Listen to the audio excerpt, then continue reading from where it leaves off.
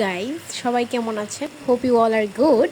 আজকের ভিডিওটা একটু লেন্দি হবে, কারণ আজকের ভিডিওতে থাকছে রান্নাবান্না, অফিস যাওয়া, এভরিথিং আমি ইন ডিটেলসে আজকের ব্লগে শেয়ার করব। তো আজকে যে মাংসটা রান্না করব সেটা হচ্ছে আমি একদম পুরোপুরি আমার আম্মুর হাতের রান্নার মতো করে নিজের মতো ট্রাই করব। সো আমার দেখার আন্দাজ করে আমি জাস্ট হচ্ছে এখানে দিয়ে দিচ্ছি যা যা ছিল। নর্মালি পেঁয়াজ, রসুন, আদা, জিরা বাটা, তারপরে হচ্ছে বিভিন্ন ধরনের মশলাপাতি আমরা গরুর মাংসে ইউজ করছি। মেস লাইফের এখন পর্যন্ত প্রায় অনেক দিন হয়ে গিয়েছে, তো এর মধ্যে আমি পুরোপুরি রান্নাটা শিখে গিয়েছি। আমি অ্যাপ্রিসিয়েট করি নিজেকে। এখন জাস্ট শ্বশুর বাড়িতে গিয়ে রান্না করার পালা। So just kidding, don't be serious. So যাই হোক, এই যে দেখতে পাচ্ছেন এখানে কিন্তু আমি গুঁড়া মশলাগুলো দিয়ে দিচ্ছি, আন্দাজ করে দিচ্ছি, চোখের আন্দাজে দিচ্ছি। তো এইটা সবগুলা মশলাপাতি দিয়ে আমি হচ্ছে এটাকে একদম মাখিয়ে নিব, খুব ভালো করে মাখিয়ে নেব যাতে মাংসটা কষা হয়। সো আমাদের বাড়িতে ঠিক একই রকমভাবে রান্না করা হয়। আমার আম্মুর হাতে কোনো মাংসের স্পেশাল কোনো মশলা কিনে দেন না, বা এক্সট্রা যে মাংসের মশলা কিনতে পাওয়া যায় এগুলোও দেন না। জাস্ট হচ্ছে বাটা মশলা, তারপরে হচ্ছে ব্লেন্ডার করা যেগুলো থাকে ওইগুলো দেন। তো ওইগুলো দেওয়ার কারণে আসলে ফ্লেভারটা একটু অন্যরকম থাকে। সো আরেকটা সিক্রেট হচ্ছে আমার আম্মুর হাতে নিজের বানানো আচার উনি হচ্ছে তরকারিতে দিয়ে দেন, যার কারণে এর স্বাদ কিন্তু আরও বেশি বেড়ে যায়। সো এখানে আমিও ট্রাই করছিলাম যে একটু মশলা টাইপের, আমি একটু এখানে আমের আচার দিচ্ছিলাম।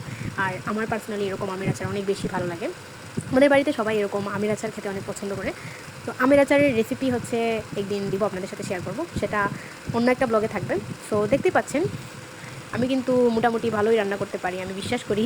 সো আপনারা জাস্ট হচ্ছে আমাকে কমেন্ট করে অ্যাপ্রিসিয়েট করবেন যে বাহবা যদি না দেন তাহলে কেমনে হবে বলেন। যদি দেন তাহলে হচ্ছে আমি নেক্সট টাইম আরও শেয়ার করতে ইন্সপায়ার্ড হব। তো এইবার হচ্ছে রান্নাবান্না শেষ, এখন হচ্ছে রিভিউ দেওয়ার পালা। তো রিভিউটা মোটামুটি ভালোই ছিল, এতটাও খারাপ না, অনেক বেশি মজা হয়েছিল আমার কাছে লেগেছে। কারণ আমি এখানে সব কিছু আমার আম্মুর হাতে, আম্মু যেরকম রান্না করেন সেরকম করেই রান্না করেছি। তো পরের দিন সকালে আমি অফিস চলে যাব, এই জন্য হচ্ছে টিফিন বক্সটা আমি রেডি করে নিচ্ছি। সো এরপরে আমি রেডি হয়ে যাব। আমার সকালে অনেক বেশি স্কেডিউল থাকে কাজের, যেটা একটার পর আরেকটা থাকে। সো এগুলো করতে করতে আমার হাতে একদমই টাইম থাকে না নিজেকে একটু শাওয়ার টাওয়ার নেই, সব কিছু নিয়ে একদমই টাইম থাকে না ফোন টেপানোর। সো মাঝে মধ্যে ট্রাই করি আপনাদের সাথে শেয়ার করার জন্য। সো যেহেতু অ্যাজ এ ব্লগার, ছোটোখাটো ব্লগার, তো আমাকে একটু শেয়ার না করলে তো হবে না। আর আমার ভিডিও করতে কেন জানি ভাই তো ভালো লাগে, জাস্ট হচ্ছে আমার একটা ইমোশন। ভিডিও, ফটোগ্রাফি এগুলো আমার অনেক বেশি ভালো লাগে। তো এই যে চলে যাচ্ছি এখন অফিসের উদ্দেশ্যে। অফিসে যাওয়ার জন্য হচ্ছে আমি সিএনজিতে উঠে পড়লাম, এখান থেকে চলে যাব অফিসে। বাইরের ওয়েদারটা আমার মোটামুটি ওই দিন ভালোই ছিল, এত বেশি রোদও ছিল না, যার কারণে বাতাস ছিল আর ভালোই লাগছিল। তো এই যে অফিস শেষ করে নিলাম, অফিস শেষ করে আবার বাসায় চলে যাব। আমাদের একটা অনেক সময় ধরে কাজ করার পর একটা শান্তি পাওয়া যায়।